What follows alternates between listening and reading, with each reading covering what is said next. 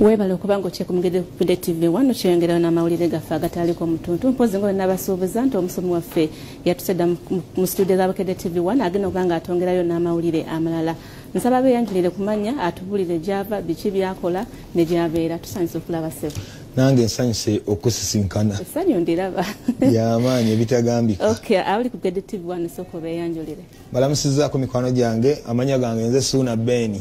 Okay. Era nga ndi muweereza ku Bukedde Family Mbutikizi washing base 11 mpaka saa 10 mpaka saa 1 kwembeera. Okay, Suuna bakuzaala wa? Mazala Masaka. Masaka.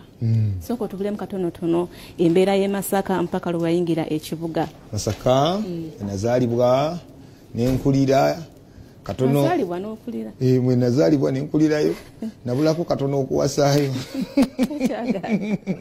Otandise. Ekyannemesa kuwasaayo kuvaayo. Kuvaayo. Bangalo edo okubeerayo. Nitumanya byanseene engeri era gyendi nga sinnaba. Wandyesanga nga era ogudde ku munnamasaka. Era ng'ozeeyo. Mutandika kunyumya byakyotera, kaliisizo, kyannamukaaka. Okay. Weewaawo.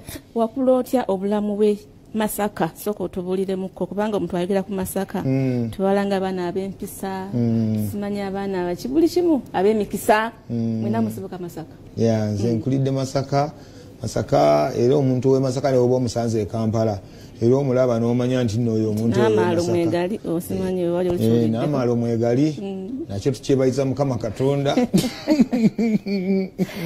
Naye nga batuvumaganya era balala oluusi naye ng'era nabo kale jagewakana munnange ate tunaagamba ki.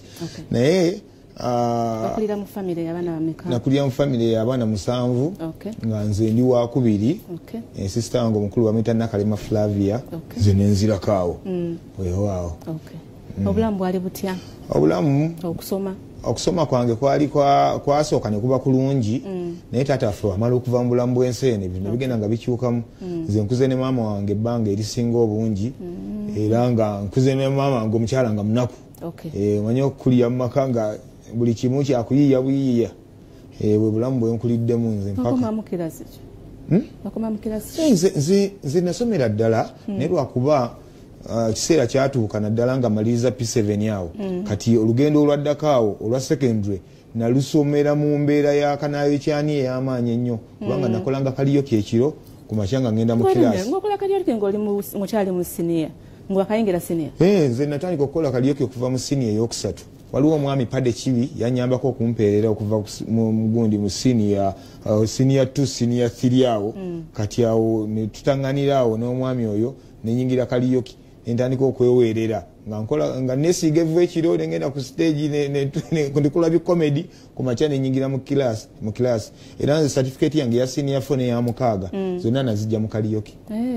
Abazadde tebagamanga mama mwana wakola biki eyo mwana agenda kunooneka mwana asula mu ndongo. Waliwo embeera bwetuuka nga omuzadde talina option kuba kati maama yali nga ddala atuuse n'asoberwa nga ssente takyayina kati ate nga nze okusoma nkyayagala kati ate nga nze nina talenti ez'enjawulo era ekyo nkyebaliza Katonda.